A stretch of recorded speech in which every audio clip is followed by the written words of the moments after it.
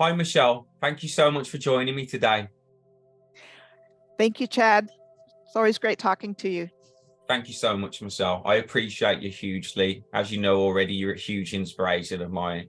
So today, Michelle, you've graced me with a little bit of a chat about, I did a video, didn't I, about giant trees. Obviously, you've done so much work already into the Earth's grid. So we're here really to talk about your findings and your conclusions, really amongst some of your own work, and then some of what I've put forward as well in relation to the giant trees, just trying to bring all that together and make a fuller picture. So crack away, Michelle, what do you feel? I was intrigued with your videos, and I think it's important to note that you and I aren't coming from exactly the same perspective, but within that, there are some amazing correlations.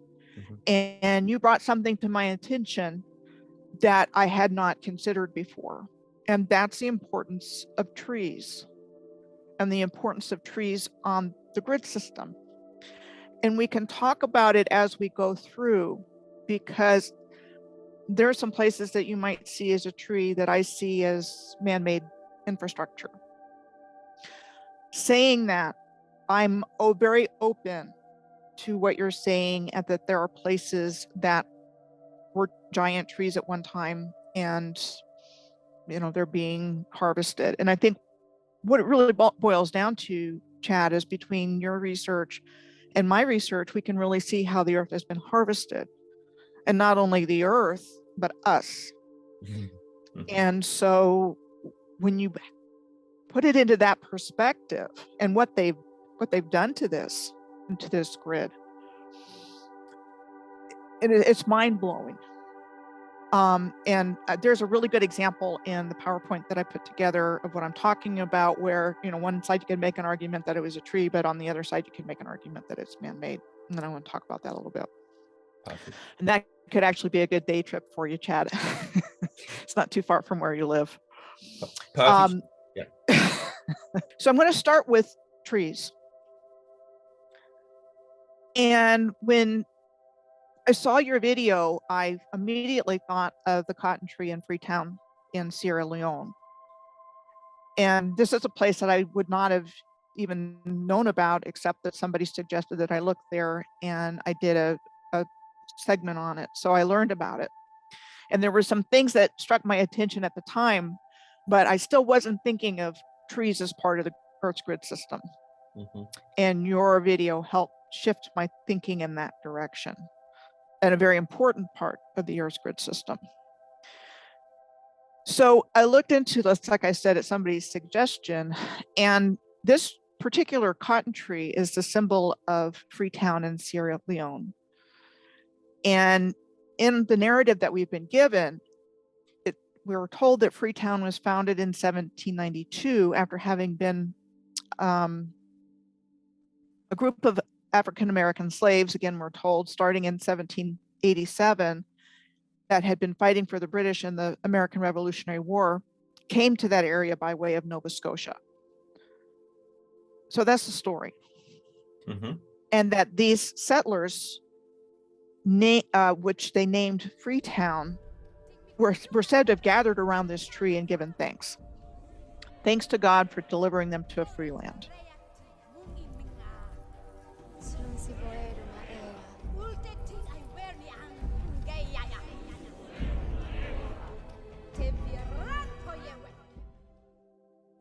The person that told me about this and said, look into it, said that it was a significant energy charger along with the architecture of the structures around it.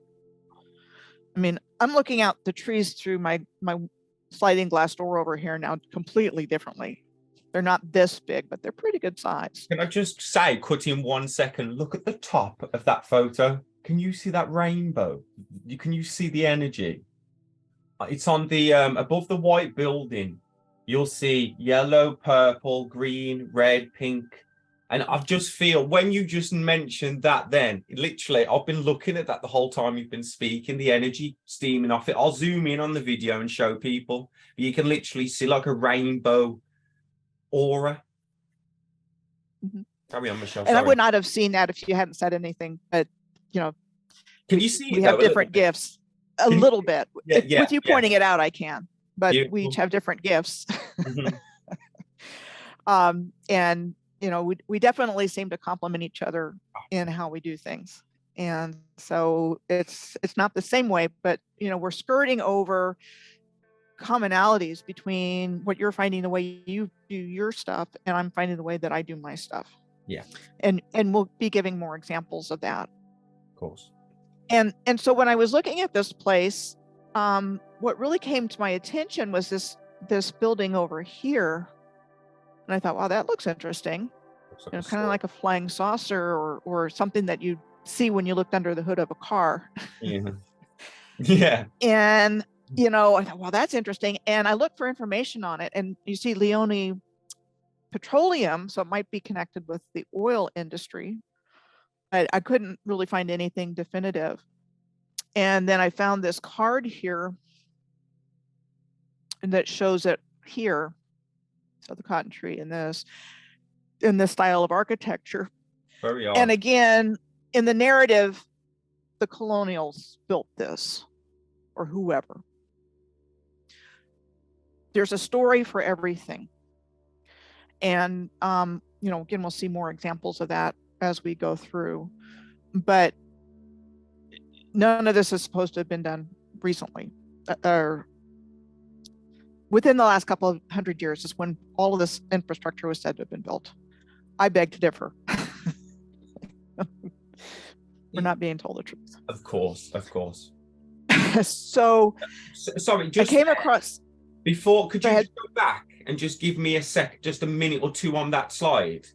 Sure. Yeah. So with this one, Michelle, just I think you're going to get to it, but you see this roundabout here, the roundabout that you saw around the cotton tree. Right.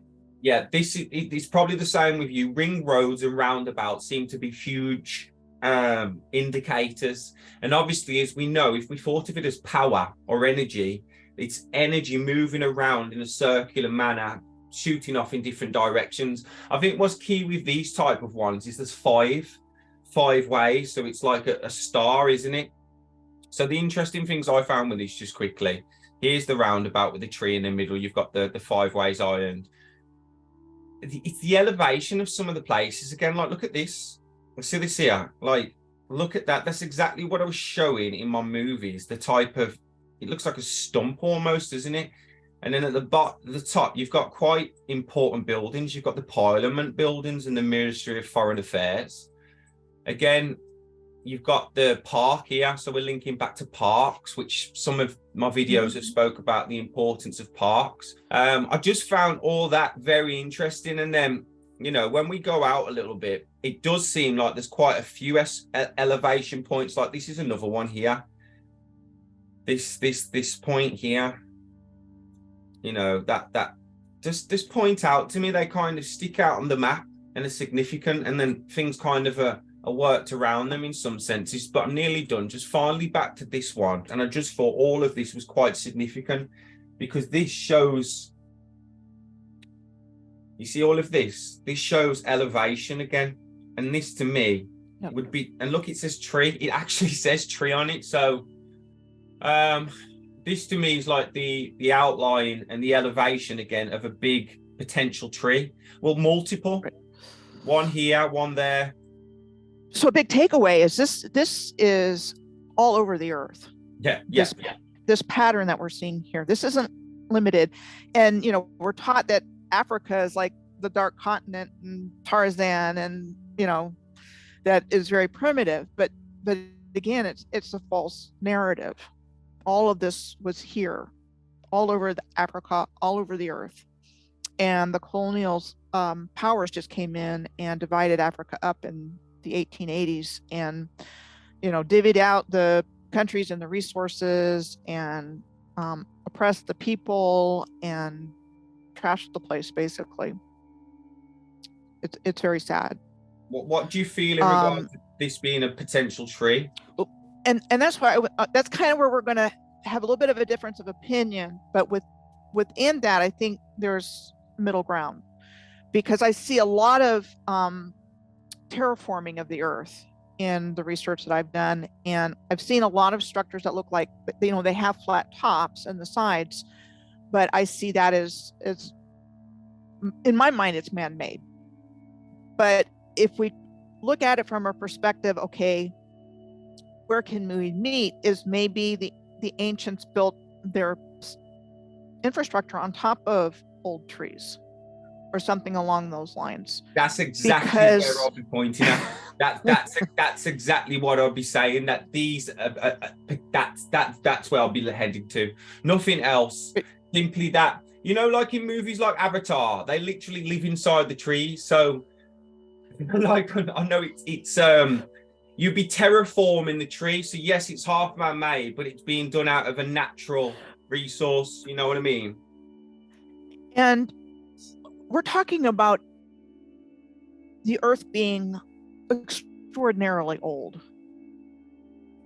Millions. Yeah. I mean, they find metal artifacts in coal seams. Cups and things like that have been found in coal seams. So there's lies on so many levels. And, besides our origins and, obscuring who we are and where we came from and what we're doing here, and space and place and time, obscuring all of that, shape of the Earth, whatever, they've taught to just turn everything completely upside down. If that's how the ancients utilize what was in their environment, to me, it's still ancient. Because again, they tell us they build these structures within the last couple of 100 years, and we're talking about huge masonry structures. And I don't believe that. So how did the ancients terraform? And we'll be going into different areas, and I'll show some other examples. So again, I think within this, I think we can find places where we can meet with how we explain this, because using your own theory about it, you found an incredible amount of information. Yeah. And you're finding it here as well. The other thing I want to point out is that I've got, you can't see it because of the sunlight, but I've got two mesas behind me. So there's a flat top structure. Mm-hmm. There's stones around them, so it's masonry. And then the other thing is, it's in alignment with a place up on a hill that's very ancient town. And the full moon rises behind one of these mesas. So there may be different examples and different things that have been done. I think whatever the ancients knew, we've long forgotten about how they did things and what they did and how they worked with alchemy and the elements and created, master builders and creators. So we've lost that perspective. And we're just left with puzzle pieces going, okay, where do I put this? How do I, reconcile what I'm seeing here? But the points that you've made, and I wanted to go in, did you have something you wanted to share here? No, just with what you're saying, I just think it's very relevant to look at kind of like the human body in terms of acupuncture points and different things like that. And I think you're right. I think this is where I think we're both right. I feel that these points on the Earth, if there was such a thing as nodes, if you like, or points that we see, would be natural, but then would be man-made too, because I feel that there would be something natural potentially there, and if there was or if there wasn't, that would then be replaced with a man-made structure. So I feel we can meet halfway, as you're saying, but we're on about the same thing, these points potentially of energy. And I think everything on the Earth is precisely placed for a reason. Yeah. Everything. Every building, every river, every mountain, if you will, every mesa with the flat top, whether it started out as tree or stone or both. Everything has a specific placement on this precision grid. And I didn't really go into the gemstone part in this presentation, and I'll just touch on it for a second, because I've seen correlations going along alignments, and I did a whole series on it where I found mineral or mines in correspondence with each place on this alignment. So I see that the ancients kind of built the grid like you build a car or a watch, where you have certain components in certain places for certain reasons. And coal's in there too. But every place that I looked at in alignment had, and this is across the earth, had something to do with minerals or mining in places you wouldn't expect. Tip of Greenland, I found gold mine. And then just went on from there. So, and then I also understand the whole idea of mud fossils with, amethysts and gemstones and so forth, that we have crystals in our own bodies. Organic life has crystals in organically, and that when they've been, very old, you see it. So, again, I think there's probably a combination of things going on there. All right, so let's go on to the next slide. Yep. So, again, with the idea of these trees being part of the energy grid system, lately I've been seeing, correspondence between railroads and trees. And this is a good example. So this is the Cotton Tree Station in Freetown. An old picture because this doesn't exist anymore, which is quite typical. And I found examples in places like this is in Vancouver, Washington, in Washington State, where you've got a correspondence between a rail line and a place called Orchards, which was a town that had fruit orchards. Mm-hmm. And this particular streetcar only operated between 1908 and 1925. So they have these things running, and then they're gone after they don't need them anymore. And just to talk about this one really quick, this line was said to have been constructed starting in 1896, and the line opened in 1897. And then other lines were opened between 1898 and 1907, but that by 1974, this railway was completely closed in Sierra Leone, and that today there's 52 miles, which would be 84 kilometers left, of privately owned railway that runs between the port and an iron mine. Wow. And that's it. So they took down a lot of these rail systems as soon as they didn't need them anymore.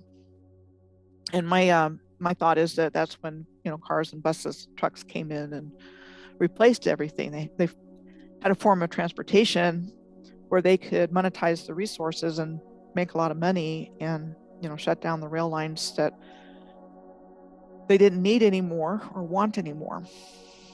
Seems to be a very common thing where this electrical grid, again, we're talking about energy, is following a natural line or natural elements such as trees.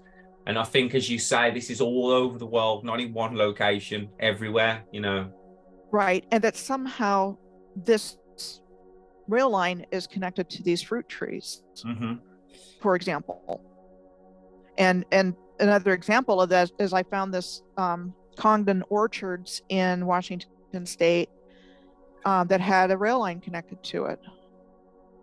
And, again, that's kind of on my mind when I'm looking at these things, like, okay, what's going on here? And I can't remember if this was before or after your video on trees came out, but I just started to, okay, maybe, this is really something to look into. And I just want to say, with the type of trees that are pictured in this advertisement with Mount Rainier in the background, it wasn't that long ago, I was watching something, it's called the Cowgirl Channel. I'm not a cowgirl, but I kind of work with one. So, but anyway, I saw a tree that looked just about exactly like one of those trees, not the tall ones, but the shorter ones. So there's one tree, and it's this view of this woman riding on horseback. The whole desert Southwest scenario is out in front, and there's one tree that looks exactly like that. And, again, before I wouldn't have thought twice about it. But that kind of goes into the whole idea of the desertification of what was originally civilization. And we're going to talk about another form of that towards the end of this, because I'm going to talk about estuaries, which are the places that you had pointed out in another video that look like they were mud flooded. And I think that's exactly what we're seeing, but I've been looking at a lot lately, and I kind of have an idea about what we're seeing. Can I just say, with what you've pointed out, with what you've obviously have saw the link, but I've linked the train lines as well to the asylums, as well to the hospitals. There's a link between it all, and we're getting close to it step by step. But I don't think anything's individual on its own. I like in that asylum video, I showed you an asylum which looked like a concentration camp. It had its own train line, and it went to a town called Preston, and it stopped there. It was almost like, which was a porting area again, so they could just chuck people on, take them to this thing, and that was the end. And then that was linked to a clay pit, which where you get the red bricks from, and all that starts to come in. But just quickly on this picture, which you might not agree with again, but if I come across this picture and I saw the orchards and the trees, I'd be like, that's what they're showing you in the background, that the mountain or the hill. Because in a lot of mine, as I've said, that's a chop off or a break off, but that's something different. But I feel like it's mockery. If I'm right in what I'm saying, it's mockery. And every picture has this. A lot of them have this mountain or this broken off tree, if you want to look at it. And it's just mockery to me. It's like showing you the front, but really the back. Right. And mockery is a good word, because that's exactly what's been going on here. Mm-hmm. Mockery on a grand scale. Mockery of us, mockery of earth, mockery of God, of creation. That's exactly what we're seeing. And bringing in inorganic life and artificial intelligence, and replacing us with that. Now, that's what their plan is. I'm not saying they're going to succeed,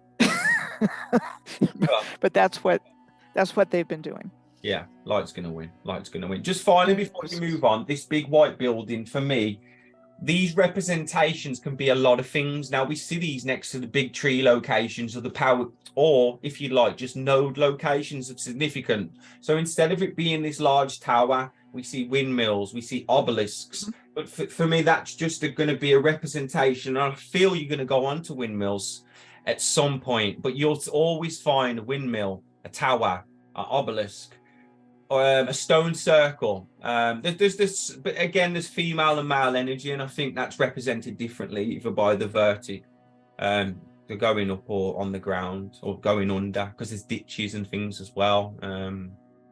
But sorry, Michelle, you carry on.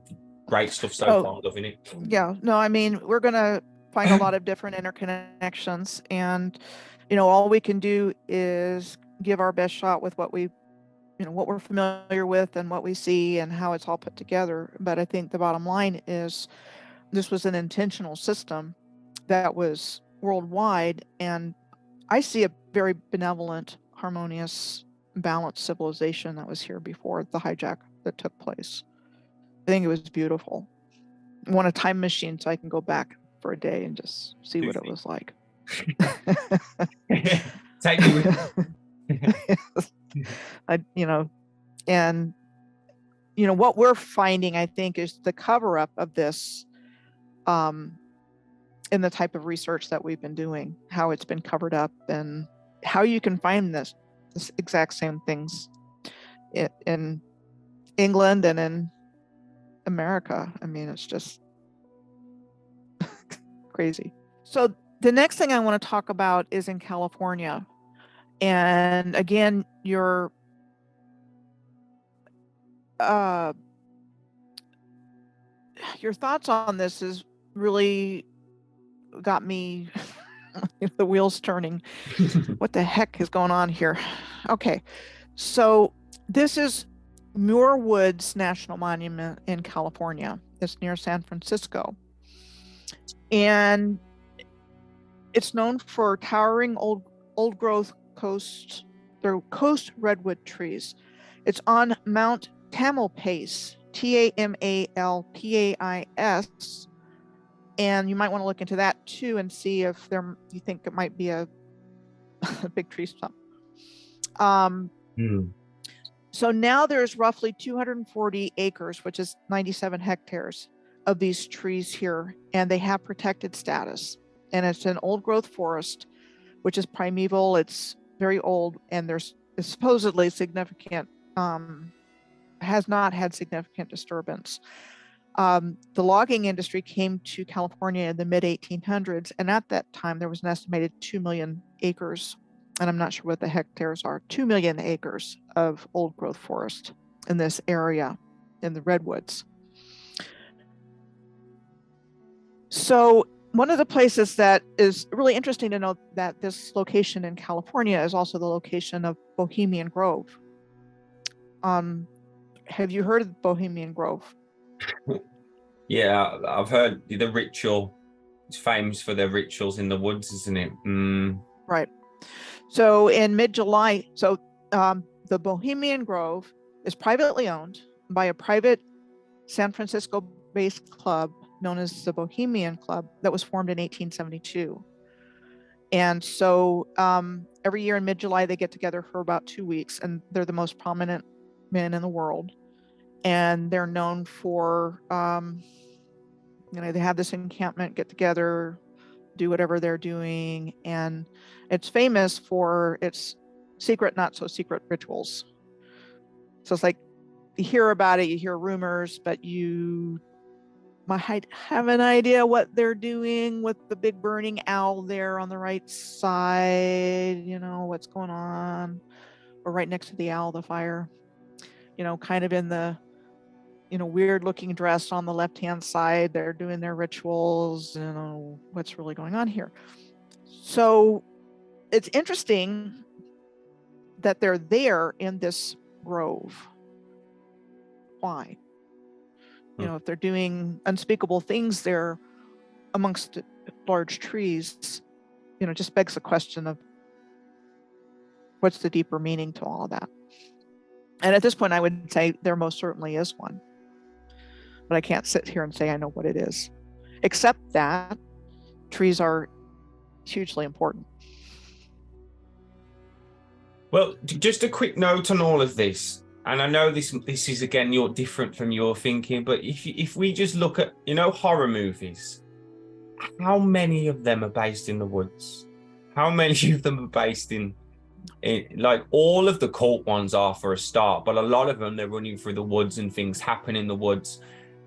I think there's been so many hints throughout pop culture and different things towards national parks and forests and trees and different things. Like, I found something interesting on national parks the other day, obviously in regard to just all different missing people, and that's for a different talk. But yeah, sorry, Michelle. I just find it interesting. We get the supernatural elements around trees as well a lot. People, it's like, even say ghosts and supernatural things are often saw in woods and forests as well. So what that would highlight, if anything, is a high amount of energy, or something to do with energy, that being able to, right. Yeah, so something, and it might be like Squatter Man, that symbol that you brilliantly talked about in Sport Circuits and Squatter Man, 2 separate videos, but they're excellent.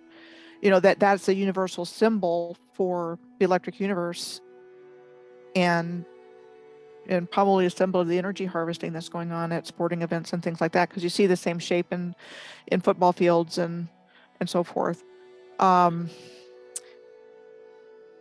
Maybe the tree as a representation of us and life, the tree of life. And we've got the same kind of branching patterns in us as, the veins, our veins in our lungs that you see in the trees. mm-hmm. It's like a fractal. And that somehow these trees, I think you mentioned the Axis Mundi in your video about trees, maybe like there's one mother tree, and everything's all connected to that, which kind of gets into the I've only seen that movie a couple of times. Help me out here. The movie, The Avatar the movie. Avatar Yeah. movie, yeah. Yeah. You know, where, you know, everything's connected. You know, I think that's probably what we're looking at, and they're trying to lower the collective vibration of all life by what they're doing in groves and in forests and so forth. So, you know, again, it's a spiritual war. And they don't pull any punches. Cathedral Grove is another old growth forest there in Muir Woods, and just wanted to point that out. And these coast redwoods are related to the giant sequoias, and they're further up the Pacific coast. These particular giant sequoias are the only species left on Earth, and they are currently listed as endangered species. There's less than 80,000 trees left, and they're constantly under fire threat. So, yeah, there's a lot of forces that are not wanting certain things around anymore, but these particular trees are, and you can kind of get a size comparison on this side where you've got the Statue of Liberty here, and General Sherman, estimated to be 2,200 years old, is almost to the top of the Statue of Liberty's torch. Not too far. It's 93 meters tall and 83.5, I think. Huge. So these, I wanted to bring these forward, even though I haven't really studied them very much. I thought of it when I was putting this together, because these are giant trees that are left that we can talk about. And, you know, there used to be millions and millions of acres of these things. So, and then the giant sequoias in person. Look at that. You know, this is what we're talking about on a grand scale, though, isn't it, Michelle? Like, the way I envision it, it's Avatar, but again, you've got to envision it in our own world as real. Yeah. You know, and I've done work on mining, and your work is showing the mining that's gone on, and, you know, they're doing the same thing they were on that planet, whatever the name was. Same idea. They have to tell us what they're doing. But it's disclosure, isn't it, these movies? I'm doing a movie now, which is based showing you that all movies are disclosure. It's not fantasy, you know, it's pure disclosure. But just on this point, if you don't mind, I've been having a look around the map on this location, and there's a lot of people that are argue against the tree idea simply because they believe in the giant idea. Now, you know me, with everything in life, I'm one of these, let's hold hands and let's all come together, because I don't believe the giant people are wrong. I don't believe I'm wrong, and I don't believe you're wrong. I think we're all right. It's just different elements. Now, I'm looking around America, and America looks more like there's trees there, but it also looks like, and what we're talking about here is organisms. So to me, organisms can be a lot of things. You know, it can be trees, it can be, I don't know, we're talking about giant, maybe people, or I'm just going to say organisms, these giants, whatever they are, but it does look like that, you know. Right, it does. You have to come out, it's there, it's in your face. So, but it's not just trees. I'm never just saying, oh, it's all trees. Let's imagine the trees were there. There would have been giant creatures, beings living among these giant trees. So, and they would have, you know, so. And I kind of fall in the same place. I'm not saying there weren't, you know, mud fossils. Yeah, there were. There weren't giant trees. Yeah, there were. But I also see a lot of intentional infrastructure and terraforming that I don't think are explained by mud fossils or trees. You know, I think, you know, if anything, there's a combination of things going on, and it was all perfection. You know, the big lie, you know, so many big lies about humanity and our capabilities, and I think we were fantastically capable of doing these things at one time. And, you know, I don't think it was that long ago that this happened. Whatever happened that we're going to talk about in a little bit, I think it's been within the last couple hundred years. You know, and that they inserted this new timeline on top of everything. So going to go on to Gardiner's Island, and this is on the eastern tip of Long Island in New York, New Jersey area. Kind of, it's actually right below Connecticut, but it's the New Jersey, New York bight, and it's an estuary system. And I learned a lot looking at this system. And there's a whole lot going on Long Island, especially the eastern end of Long Island. A lot, and I've done a whole video about that. So this island is located between the north and south forks of Long Island. It's been owned by the Gardiner family since 1659, when Lyon Gardiner, an English engineer and colonist, founded the first English settlement in New York here. Lyon Gardiner received a royal patent in 1639, we're told, from King Charles I, giving him the right to possess the land forever and the title of Lord of the Manor. And as far as I know, it's still in the family. Sounds awfully feudal, doesn't it? The feudal system never went away, I don't think. I think it was just, transplanted to North America. Well, new masks, new faces in it, they change your name, change your flag. I don't know. What do you want to change? Oh, everything I'm finding in England, they've changed the name so many times, or just took an E off it, or changed the O to an A. You can't trace it, Yeah, I mean, to my knowledge, Lord of the Manor is not an American thing. It's English. Like I've recently come across, funny enough, the Lord of the Manor around here. These men, I think, were the men that when you're talking about this thing happening, this reset, whatever we want to call it, this change, these were the key players, some of the key players, these families, these earls, these lords of the manors. Yeah, and that's clear. There's a lot of stuff going on, Chad, that I've been researching, and it's like they brought in a completely new nobility to replace the old nobility. And the old nobility were the ancient people, the Moors, and that's what I see. And it's not just me guessing; it's a lot of input, a lot of insight. That there was this ancient civilization that dated back to Mu, and it was continuous on up to relatively recently, and it was also would have been considered the Atlantean civilization. Yeah. But I'm going to go into my thoughts about that later on in this video. So there was a new nobility that was coming in to replace the original landholders and the original lords of the manor, and they were Moors or Blackamoors, or however you want to look at it. They were in England. You can look up Morfyn, Morfyn, Morfyn, when you have a chance, and you should see an old coat of arms and a new coat of arms. And so they were systematically replaced.